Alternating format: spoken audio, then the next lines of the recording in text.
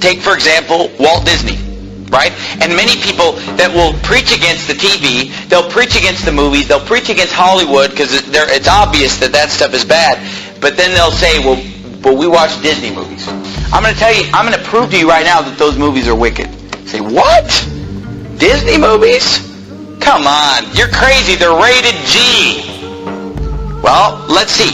First of all, did you know this? Did you know that Disney movies are filled with subliminal messages? I'm going to tell you something. Disney movies are filled with subliminal messages. And you say, oh, that's a hoax. I've seen it with my own eyes. When I was a teenager, I had a friend of mine sit me down at his house and show me the subliminal messages in the Disney movies. They're filled with subliminal messages. Let me give you some examples. The Lion King, filled with subliminal messages.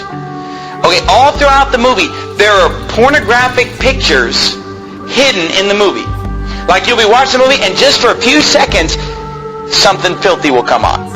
Like off to the side, there'll be some kind of a, reproductive anatomy will pop up, over here. And then over here, there's this one point where the lion, he kind of goes like this. And a cloud of dust comes up and just spells the word sex.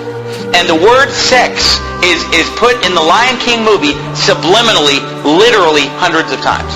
Hundreds of times the shapes on the screen will spell the word. And I've seen it. I mean, I had my friend sit me down at his house and pausing the movie, showing me the word sex popping up on the screen at different times because he knew where they were.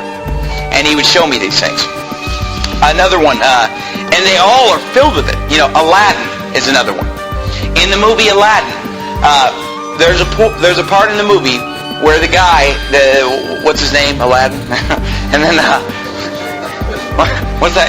Is the main character named Aladdin, right? The young guy in the movie.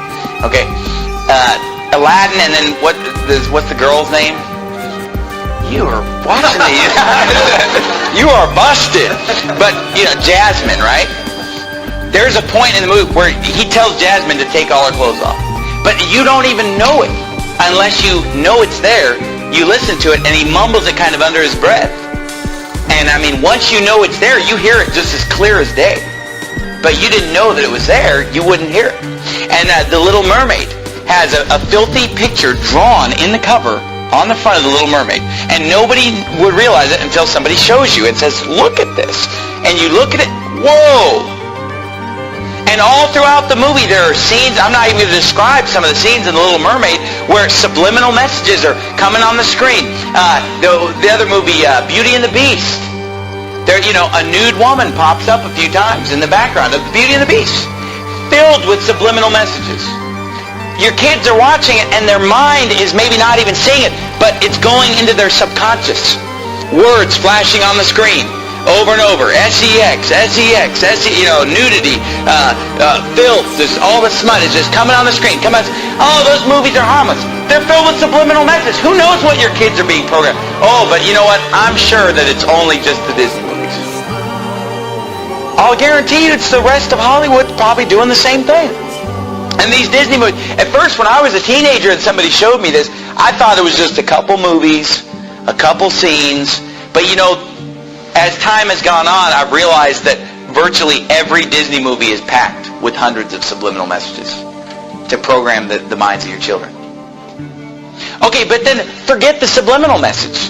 Just the message of the Disney movies is perverted. Even if you just forget the subliminal message. I mean, forget, what movies did we bring up?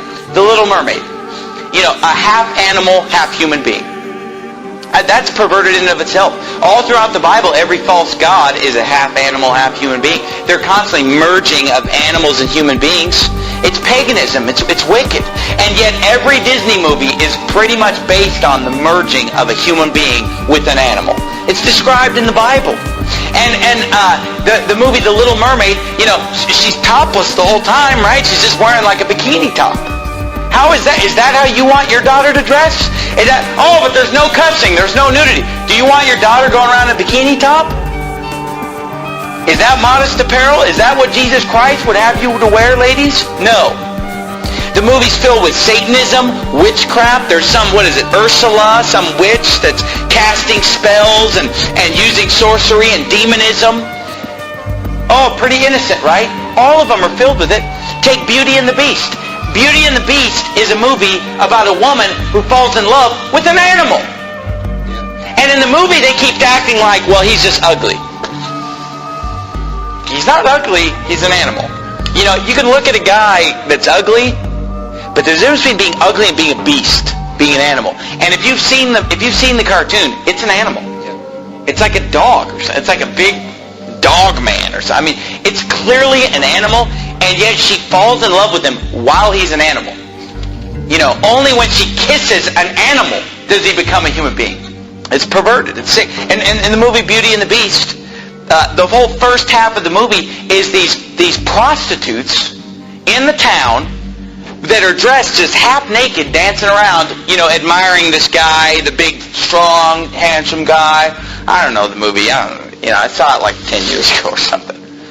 But all these girls are dressed indecently. They're obscene in their gestures, subliminal messages, and then the whole movie is basically just exalting a certain physical standard of appearance. And you know, all of TV and all of movies does this, and yet that's the one thing that independent Baptists seem to accept for their kids. Come on, it's Disney. Come on, lighten up. Are you fanatic? Are you crazy? I guess I am. Every Disney movie has a slant. It has a perverted theme. It has a perverted... Whether it's Beauty and the Beast or The Lion King with soundtrack sung by queer Elton John. The Lion King, which has queer characters in it. Walt Disney even said that Simba and Pumbaa were their first openly queer characters because they act so queer in the movie.